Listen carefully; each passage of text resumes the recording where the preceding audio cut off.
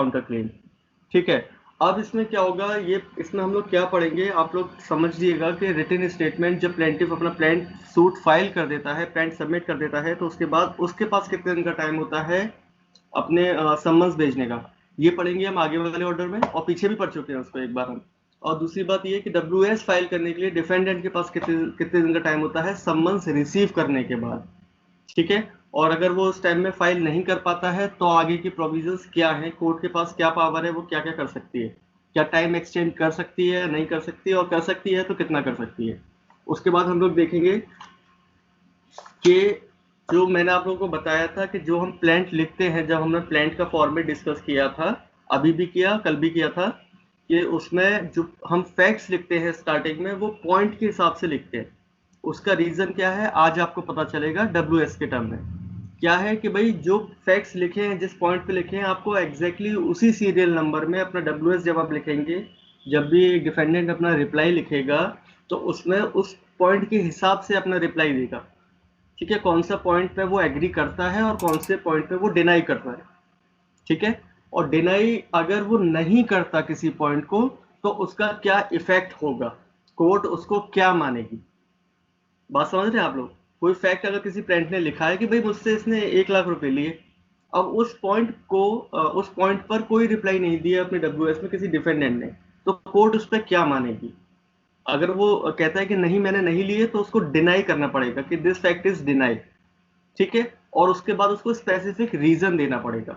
अगर नहीं देगा तो उसके साइड इफेक्ट क्या होंगे। ठीक है, कोर्ट उस पर क्या रेस्पॉन्स करेगी, क्या माना जाएगा कोर्ट में, ये सब चीज हम लोग पढ़ेंगे ऑर्डर 8 में डब्ल्यूएस के बारे में। इसमें ही सेट ऑफ होता है, इसमें ही काउंटर क्लेम होता है।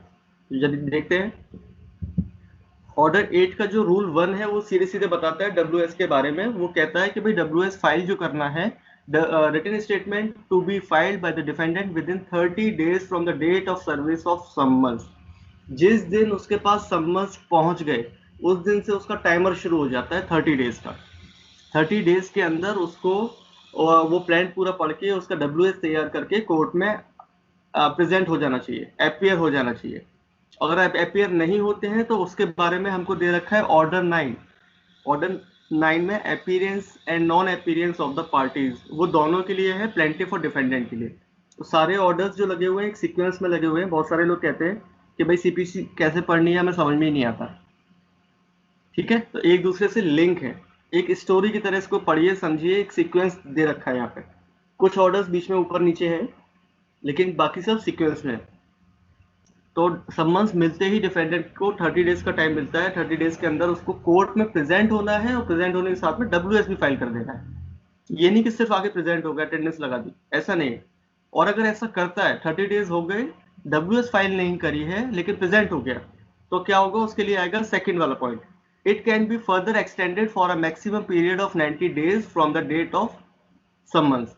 अगर समन्स सब हो गए 30 डेज के अंदर कोर्ट में फाइल नहीं कराए, मान लीजिए 30 डेज के बाद वो 40 डेज बाद आया या 60 डेज बाद आया, कोर्ट में आता है तो वो अपना एक रीजन बताएगा कि मैं क्यों नहीं आ पाया था, और अगर कोर्ट को सही लगता है तो कोर्ट उसको एक्सटेंड कर सकती है 90 डेज तक, है ना।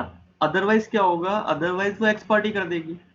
उसका प्रोविजन आपको नेक्स्ट ऑर्डर में दे रखा है, ऑर्डर 9 में। फिर बोल रहा हूँ अपीयरेंस एंड नॉन अपीयरेंस के टर्म में, कि अगर जो डिफेंडेंट है वो अपीयर नहीं हुआ है तो कोर्ट क्या कर सकती है, भाई कोर्ट एक्स पार्टी कर देगी।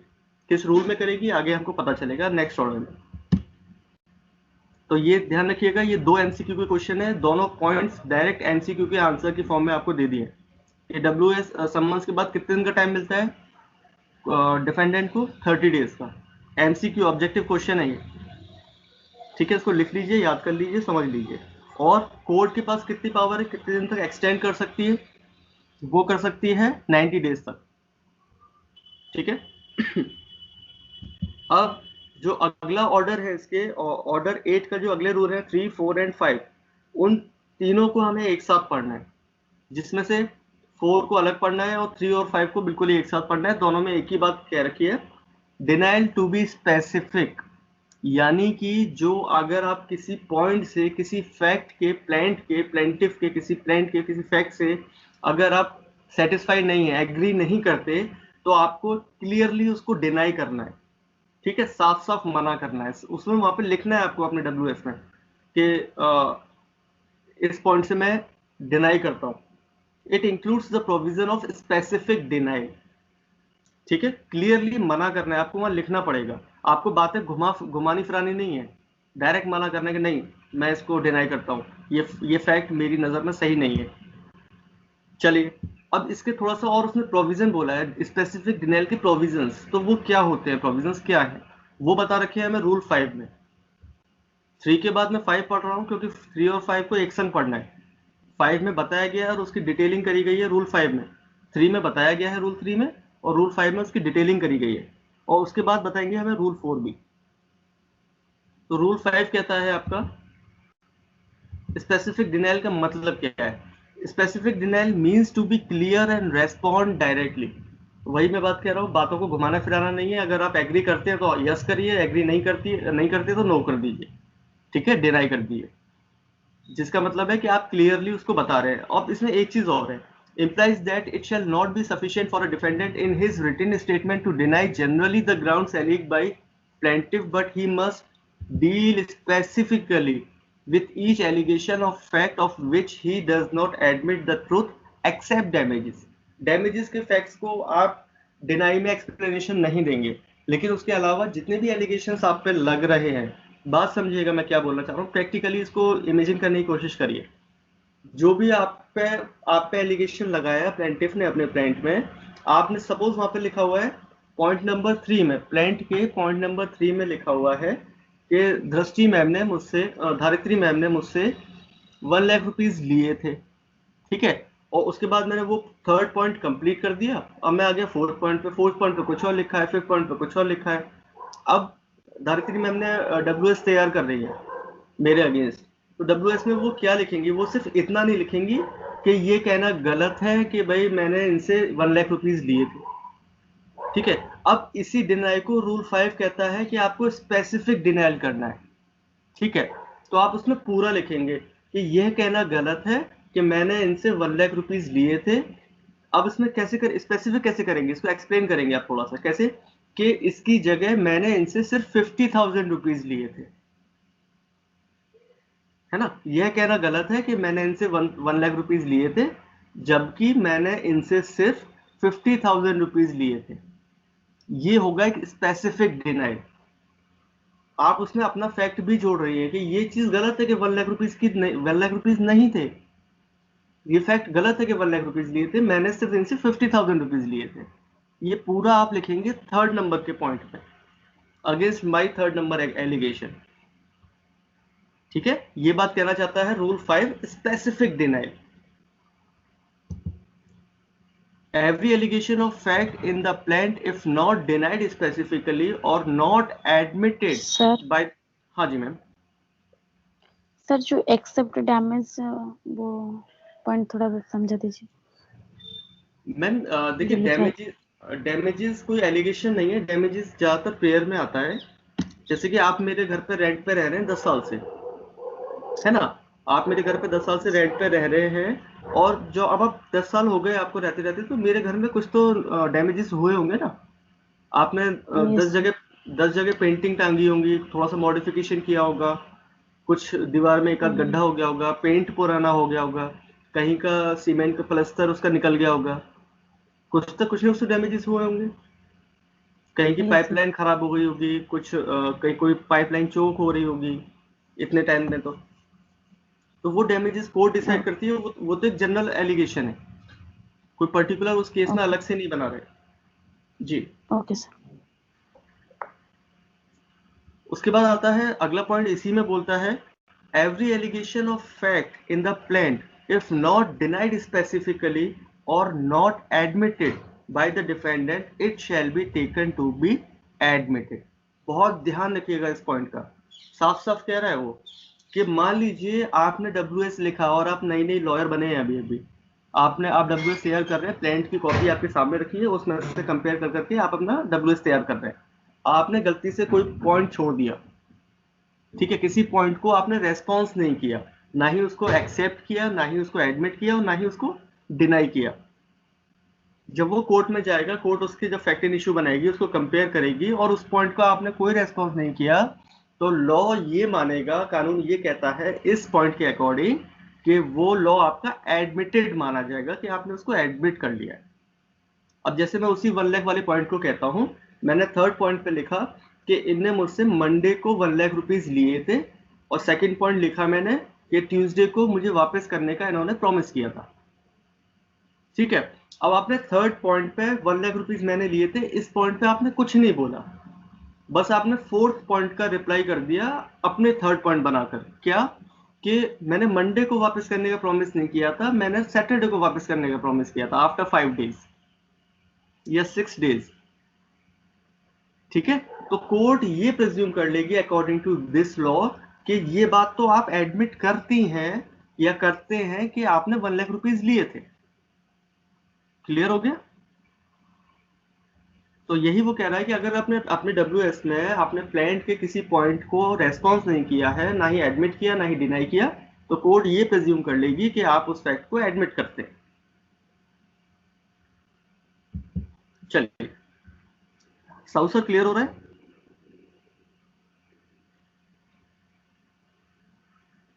हेलो? Yes sir. हाँ, देखिए यस सर। बड़ा बड़ा प्रैक्टिकल पॉइंट ऑफ व्यू से समझिएगा इसको, इस पॉइंट को। अब आता है इवेसिव डिनाइल। इवेसिव डिनाइल एक टर्म है जो कि आपके एमसीक्यू में पूछा जा सकता है। एंड हम लोग बात कर रहे थे रूल 2 में कि भाई स्पेसिफिक डिनाइल होना चाहिए, रूल 4 में हमने बात करी, रूल 3 में हम लोगों ने बात करी। ठीक है, रूल 3 और रूल 5 में दोनों में हमने स्पेसिफिक डिनाइल की बात करी कि वो क्लियर होना चाहिए, प्रॉपर होना चाहिए। अब इवेसिव डिनाइल जस्ट इसका उल्टा होता है, अनक्लियर हो, इनडायरेक्ट हो, मतलब वही वाली बात कि आप घुमा फिरा के बात कर रहे हैं, तो घुमा फिरा के अपने डब्ल्यूएस में आप नहीं लिख सकते। यही बात कहता है वो rule 4। Evasive means unclear or responding indirectly. Where the defendant denies an allegation of fact in the plaint, he must not do so evasively but answer the point of substance. For example, अब देखिए इसने example भी दे दिया कि evasive नहीं होना चाहिए, specific होना चाहिए, मतलब कि क्लियर होना चाहिए। क्या एग्जाम्पल दे रहे हैं यहाँ पे? If the defendant denies that he received certain sum of money alleged by the plaintiff in the plaint, it shall not be sufficient for the defendant to state that he did not receive that particular amount, but he should state as to exact amount he is talking about. बिल्कुल same वही example है जो मैंने आपको बोला। इसमें कहता है कि इवेसिव डिनाइल नहीं होना चाहिए, स्पेसिफिक होना चाहिए। एग्जांपल दे रहा है कि मान लीजिए आपने प्लेंटिफ से पैसे लिए थे, उसने एलिगेशन लगाया और आप उसका डिनाई कर रहे हैं, तो सिर्फ आपको ये नहीं बोलना कि नहीं मैंने इनसे इतने पैसे नहीं लिए थे, सिर्फ इतना नहीं बोलना, ये इवेसिव डिनाइल कहलाएगा। ये क्लियर डिनाइल नहीं होगा। क्लियर करने के लिए आपको क्या करना चाहिए कि नहीं मैंने इनसे इतने पैसे नहीं लिए थे, जबकि मैंने इनसे इतने लिए थे। ठीक है, वो प्रॉपर रिप्लाई होगा उस प्लांट का डब्ल्यूएस में। चलिए, अब आता है सबसे इंपॉर्टेंट रूल ऑर्डर 8 का, जो कि बोलता है हमें सेट ऑफ। अब सेट ऑफ भी दो टाइप के होते हैं, एक होता है इक्विटेबल, होता है लीगल सेट ऑफ। ठीक है, अब ये दोनों होते क्या है, कोई मुझे डिफरेंस बता पाएगा? आगे बढ़ने से पहले हमें ये चीज पता होनी चाहिए। कोई मुझे एक आध पॉइंट बता पाएगा इसके डिफरेंस का?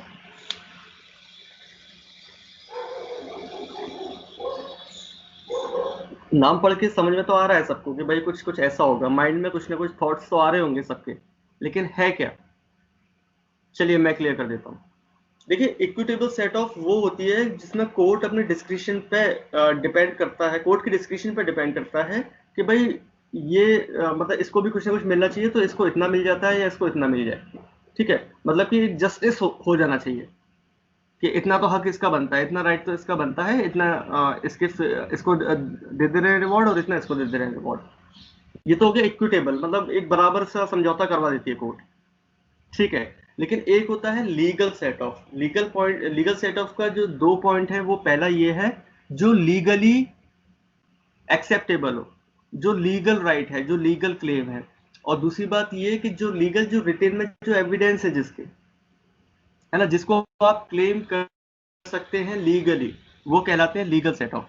तो ऑर्डर 8 का रूल 6 हमें बोलता है particulars of set off to be given in written statement. तो यहाँ पे मैं लीगल सेट ऑफ और इक्विटेबल सेट ऑफ की बात इसलिए कर रहा था क्योंकि आपको ये याद रखना है कि ऑर्डर 8 रूल 6 में जो सेट ऑफ की बात करी गई है वो सिर्फ लीगल सेट ऑफ के बारे में बात हो रही है, ठीक है। इक्विटेबल सेट ऑफ तो हर कोर्ट करती है सिविल केसेस में, ठीक है। जब कोर्ट को समझ में नहीं आता या फिर कोई प्रॉपर एविडेंसेस नहीं होते या फिर ज्यादा कंफ्यूजन होती है तो कोर्ट आधा आधा बांट देती है, ठीक। अब आता है लीगल सेट ऑफ की बात होती है जब भी लॉ में यहाँ पे बात होती है, जो भी एविडेंसेस वगैरह की बात होगी जब भी, तो particulars of set off to be given in written statement. अब आप WS लिख रहे हैं तो जैसे कि मैंने सेट ऑफ बोला और सपोज मैंने 1 लाख रुपीज का एग्जांपल दिया, तो 1 लाख रुपीज में जो प्लेंटिफ ने अपने प्लेंट में लिखा कि 1 लाख रुपीज इनने मुझसे लिए थे और मुझे वापस नहीं कर दे, तो आप उसमें ये लिखेंगे अपने WS में सेट ऑफ, अगर सेट ऑफ का पॉइंट आप लिखेंगे तो क्या लिखेंगे कि सर ये बात सही है कि मैंने इनसे 1 लाख रुपीज लिए थे पर मैंने उसमें से 30,000 इनको वापस भी कर दिए हैं, तो अब जो मेरे ऊपर इनका ड्यू है वो सिर्फ 70,000 रुपीज का है, ना कि 1 लाख रुपीज का, ठीक है। और उस WS में आपने जो 30,000 रुपीज आपने जमा किए थे, इनको वापस किए थे, उसका कोई एविडेंस अगर आपके पास उस वक्त है तो वो भी आप साथ में प्रोसीडिंग्स में दे देंगे, ठीक। और आपका सही लगता है तो कोर्ट उसको सेट ऑफ कर देगी कि अब जो सूट चलेगा वो 1 लाख रुपीज के लिए नहीं चलेगा, अब सिर्फ 70,000 रुपीज के लिए चलेगा। क्लियर है? चलिए अब इसके एसेंशियल क्या है, essential ingredients of a set of. याद रखिएगा order 8 rule 6, order 8 rule 6 8686 set of.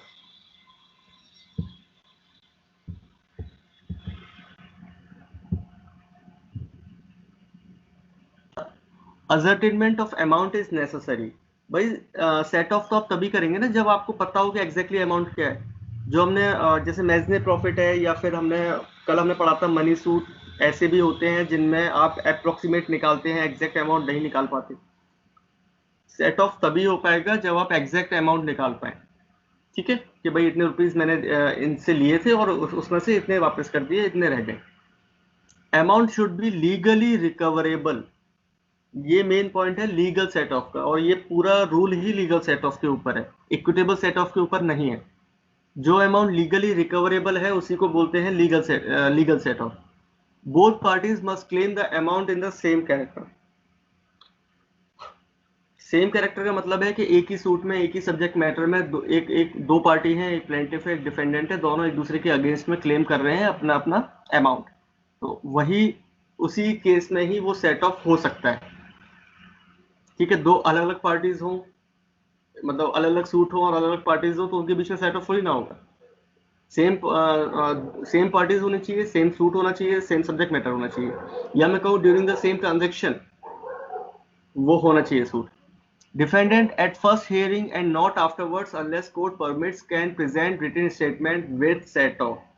भाई आज आप अपना WS तैयार कर रहे हैं, तो आज आपने रिप्लाई फाइल कर दिया और कल को आपको ध्यान आता है कि अरे मैंने भी तो इनको वापस कर दिए थे, या मैं अब बातें बढ़ाना चाहता हूँ उसको, मतलब कुछ चेंज करना चाहता हूँ, तो ऐसा थोड़ी ना कि आपने WS लिख दिया, आपने तब तो लिखा नहीं अपने सेट ऑफ के बारे में, बाद में आपको ध्यान आ रहा है तो बाद में आप सेट ऑफ के लिए बोल रहे हैं, ऐसा नहीं।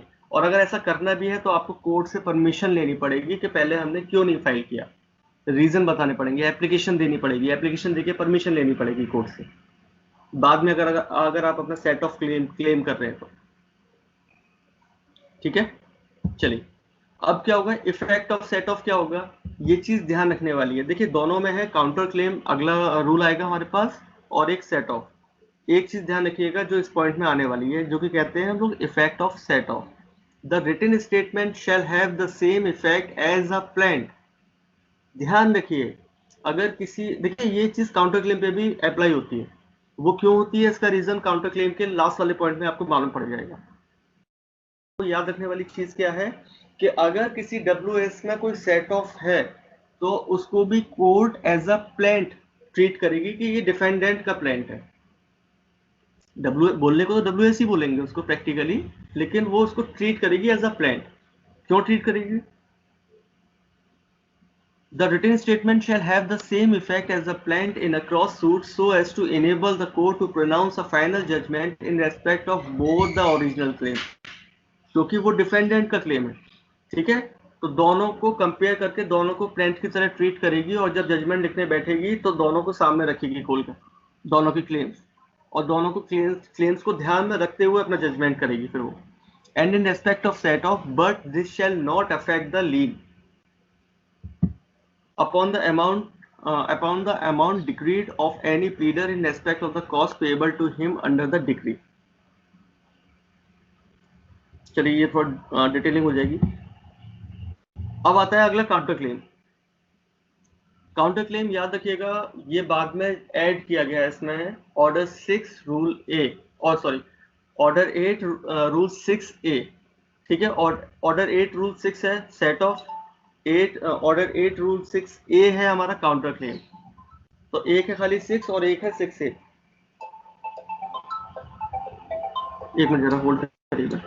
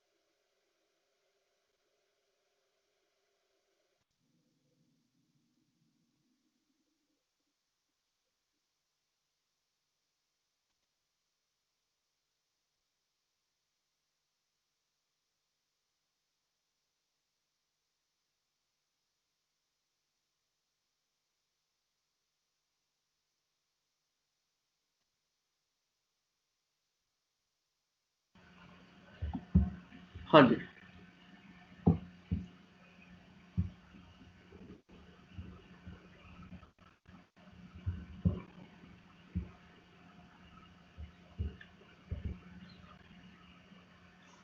Counter claim by defendant. अब डिफेंडेंट ने सेट ऑफ कर दिया और एक काउंटर क्लेम कर दिया। काउंटर क्लेम क्या होता है? कैन बी क्लेम बिफोर और after filing of suit, but before defendant has delivered his defence और before the time limited for delivering his defence has expired. ध्यान दीजिएगा, देखिए काउंटर क्लेम क्या होता है। अब सेट ऑफ तो आप समझ गए ना सब लोग, काउंटर क्लेम और सेट ऑफ में डिफरेंस क्या है?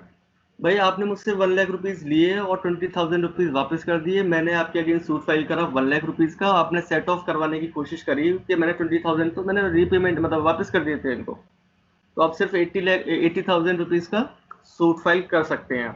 तो जो आगे जो फर्दर सूट चलेगा, कोर्ट ने अगर अलाउ कर दी आपकी एप्लीकेशन, तो आगे सूट जो चलेगा वो 1 लाख रुपीज का नहीं चलेगा, सिर्फ 80,000 रुपीज का चलेगा।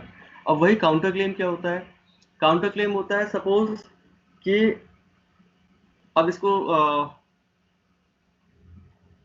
काउंटर क्लेम मतलब कि मैं क्लेम कर रहा हूँ 1 लाख रुपीज का और आपने भी पलट के कुछ क्लेम कर दिया। कैसे?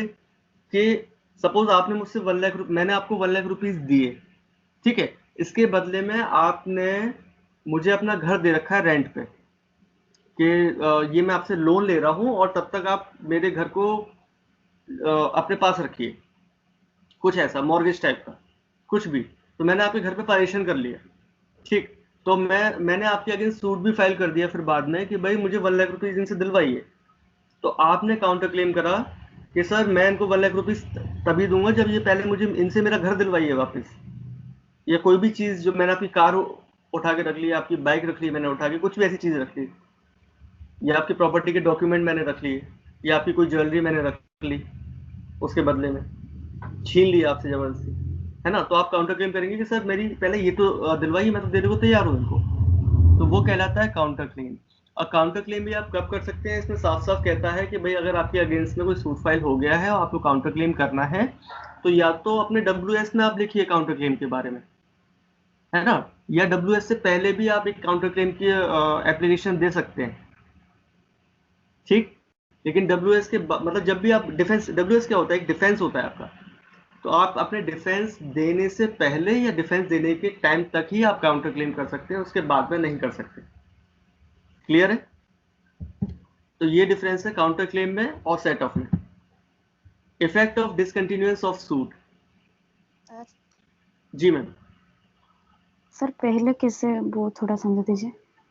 क्या मैम? रिटन स्टेटमेंट के जो आपने बोला कि काउंटर क्लेम रिटन स्टेटमेंट के पहले भी दे सकते हैं, तो उस पॉइंट थोड़ा समझा दीजिए।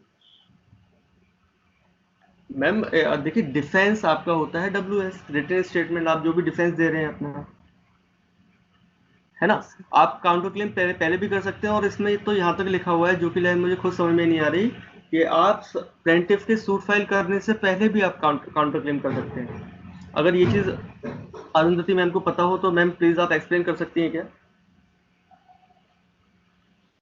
कैन तो बी शूट क्लेम से बिफोर पहले और, वो भी तो, हाँ जी, हाँ यहाँ पर लिखा गया है बिफोर और आफ्टर फाइलिंग हाँ ऑफ द सूट। हाँ, मतलब यहाँ इस सूट में देगा तो इस after filing of the suit, नहीं तो वो अलग से आप सूट भी फाइलिंग कर सकता है। डिफेंडेंट जो है वो अलग से सूट, मतलब प्लेंटिफ की फाइलिंग करने से पहले भी, ये मुझसे मेरा घर रेंट में लिया था पर अब तक छोड़ता नहीं है, वो उसके लिए तो आप जो एग्जांपल दे रखे हैं वो रेंट का, तो ये रेंट पे रह रहा था और मुझे देने, मतलब छोड़ नहीं रहा है, एविक्शन सूट फाइलिंग करेगा वो, और इस सूट में फाइलिंग करेगा तो वो अपने भी लिख आफ्टर सकता है रिटन। और अलग सा काउंटर क्लेम भी दे सकता है। डब्ल्यूएस में लिखना है तो वहाँ जहाँ पर वो जो लिख रखा है 1 लाख के बारे में कि मुझसे ये 1 लाख लिया था, ये जो 1 लाख की बात बोल रहे हैं, 1 लाख नहीं, 1 लाख की जगह हमने 30,000 दे चुके हैं और बाकी रहा 70,000। तो अगर वो राजी है तो वो 70,000 दे सकते हैं हम। यहाँ पर एक सब पारा करके वो ये भी लिखेगा वहां पर कि उसका जो क्लेम है इसके लिए कि ये मेरा घर में रहता है, उससे पहले सब पारा, वही पारा की एक सब पारा होगा कि ये मेरे घर में रहता है रेंट पे, और उसे मेरा घर छोड़ने के लिए मैं बोल रही हूँ पर वो छोड़ता नहीं है। कोर्ट को वहां पर ही प्रेयर कर देगा वही पारा में, तो उसे बोलो कि मेरा घर छोड़ कर जाए, नहीं तो 70,000 देने के लिए राजी हूँ पर उससे बोलो पहले मेरा घर छोड़ कर जाए। ओके।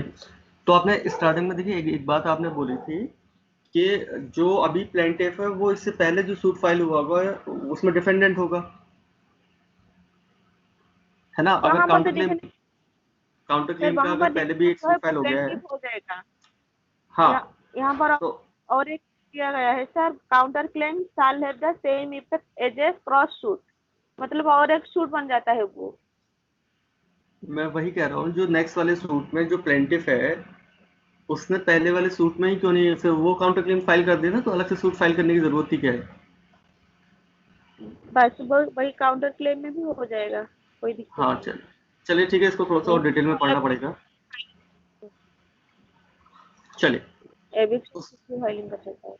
हाँ, उसके बाद हमारा लास्ट पॉइंट है ऑर्डर 8 का जो इम्पोर्टेंट रूल है वो है ऑर्डर 8 का रूल 6D। देखिए इसमें क्या है, effect of डिसकंटिन्यूएंस of suit.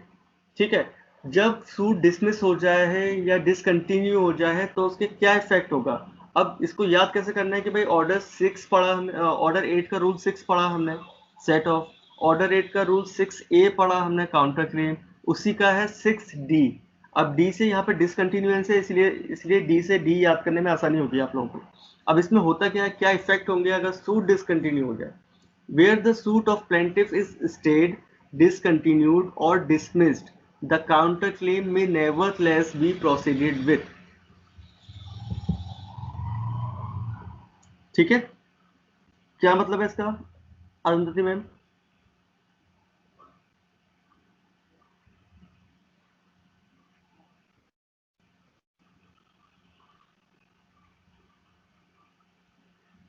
Hello?